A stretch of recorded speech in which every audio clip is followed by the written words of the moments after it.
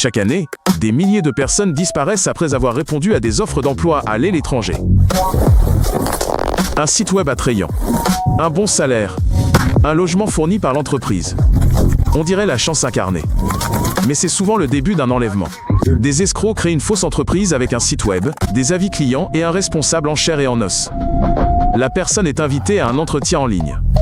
Tout semble professionnel. La victime se détend, et c'est précisément ce qu'il recherche. Ils proposent un poste d'opérateur ou de responsable. Ils disent « On vous achète un billet, on vous loge. Il suffit de vous présenter. » Et les voilà partis. Seuls, vers un pays étranger. Sans personne à proximité. Ils vous accueillent à l'aéroport avec des sourires. Ils vous installent dans une voiture. Ils vous conduisent. Puis ils vous demandent de leur remettre votre téléphone. Et votre passeport aussi. Ils disent, pour leur sécurité. À ce moment-là, la personne comprend qu'elle est en danger. Ils forcent ces personnes à appeler des inconnus et à leur extorquer de l'argent. Ce sont d'immenses réseaux d'escroquerie proposant des centaines d'emplois. Si vous refusez de travailler, ils vous battent. Si vous essayez de partir, ils vous vendent à d'autres. Des centaines de milliers de victimes, venues du monde entier, ont transité par le Myanmar et le Cambodge. Certaines s'y trouvent encore. Les organisateurs sont rarement appréhendés, car ils opèrent depuis des zones de non-droit. Méfiez-vous des signes suivants. L'entreprise paie le billet d'avion, promet l'hébergement et ne demande aucune expérience. C'est un piège. Les véritables employeurs n'agissent pas ainsi. Vérifiez l'entreprise auprès des registres officiels. La deuxième méthode consiste à vous attirer dans une relation sérieuse pour ensuite vous escroquer. C'est ce qu'on appelle une arnaque sentimentale. La victime vous donne l'argent sans se rendre compte qu'elle est volée. L'arnaque commence sur une application de rencontre ou un réseau social. Un bel homme vous contacte. Intelligent, attentionné. Les premières semaines sont consacrées à la conversation. Aucune pression. Puis il vous dit qu'il gagne de l'argent en bourse. Pas grand-chose. Il vous montre des captures écran de ses gains. Il vous suggère d'essayer. Il dit « Je vais vous aider ». C'est facile. Et vous décidez de tenter le coup. On vous dirige vers un joli site web avec des graphiques. Vous déposez une somme. Vous voyez votre argent fructifier. Vous déposez davantage. Tout fonctionne. Et puis vous essayez de retirer l'argent. Et c'est là que les problèmes commencent. On vous dit, vous devez payer des impôts. Puis une commission. Puis une assurance. Vous payez car vos grosses sommes sont déjà là. Et puis la personne disparaît. Avec la plateforme. Les victimes ne sont généralement pas des personnes naïves, mais plutôt des personnes instruites et prospères. Car ce sont eux leurs proies. Les escrocs ciblent spécifiquement les personnes qui ont des économies. Selon les enquêteurs américains, les pertes liées à ces arnaques ont dépassé les 3 milliards de dollars en une seule année. Et ce n'est que le chiffre officiel. La plupart des victimes gardent le silence, trop gênées pour l'admettre. La troisième méthode commence à la sortie d'une boîte de nuit. Vous êtes fatigué, un peu dans les vapes, et pressé de rentrer chez vous. Un homme aimable vous aborde. Montez, je vous raccompagne. Beaucoup acceptent. La voiture démarre. Le chauffeur est poli. La musique est douce. Tout semble normal.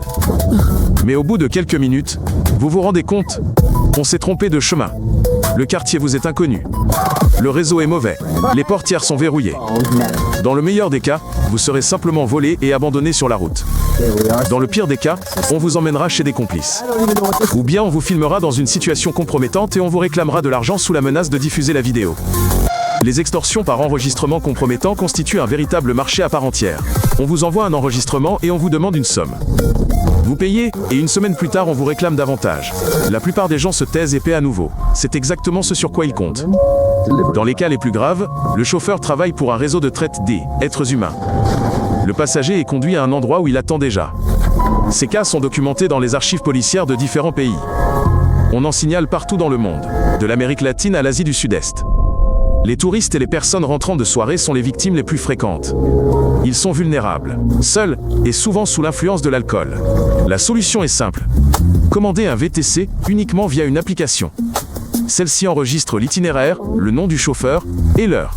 Ne montez jamais dans un véhicule qui vient vous chercher à un lieu de sortie. L'une des méthodes les plus insidieuses vise les enfants. Le criminel apprend le nom de l'enfant à l'avance, sur les réseaux sociaux, grâce à une étiquette sur son sac à dos, ou tout simplement en écoutant aux portes. Il l'appelle ensuite par son nom. L'enfant entend son nom prononcé par un inconnu, et pense qu'il s'agit de quelqu'un qu'il connaît. La confiance s'installe instantanément. C'est ce qu'ils exploitent. 19 enfants sur 20 suivront une telle personne. Les prétextes les plus courants sont « Aide-moi à retrouver le chien, il est tout près. Maman m'a demandé de venir te chercher. Il est arrivé quelque chose à papa, on doit y aller. » L'enfant a peur ou veut aider, et suit un inconnu. Selon les enquêteurs, si un enfant n'est pas retrouvé dans les 3 heures, les chances de le sauver diminuent considérablement. Par conséquent, au moindre soupçon, il faut appeler la police immédiatement. Sans délai. La plupart des enlèvements ont lieu non pas dans des ruelles sombres, mais dans des lieux fréquentés. Près d'une école, dans une aire de jeu, dans un centre commercial. Les criminels choisissent un moment où les adultes sont momentanément distraits. Étiquettes nominatives sur les sacs à dos, photos publiques d'enfants géolocalisés, profil public des parents. Tout cela permet à un criminel de connaître le nom et l'itinéraire d'un enfant avant de le rencontrer. Apprenez à votre enfant une règle. Ne jamais aller nulle part sans la permission de ses parents. Même si la personne connaît son nom. Même si elle prétend que vous vous connaissez. Appelez toujours papa ou maman d'abord. La 5e méthode est l'enlèvement virtuel. Vous recevez un appel vous informant qu'un proche est en danger. La voix à l'autre bout du fil pleure et implore de l'aide. Vous reconnaissez une intonation familière. Mais il ne s'agit pas d'une vraie personne. C'est un enregistrement de quelques secondes, traité par un logiciel. Ce dernier a repris les intonations d'une vidéo sur un réseau social et a créé une copie convaincante. On vous maintient en ligne. On vous dit « N'appelez nulle part, sinon la situation empirera ». On exige un virement immédiat. Vous paniquez.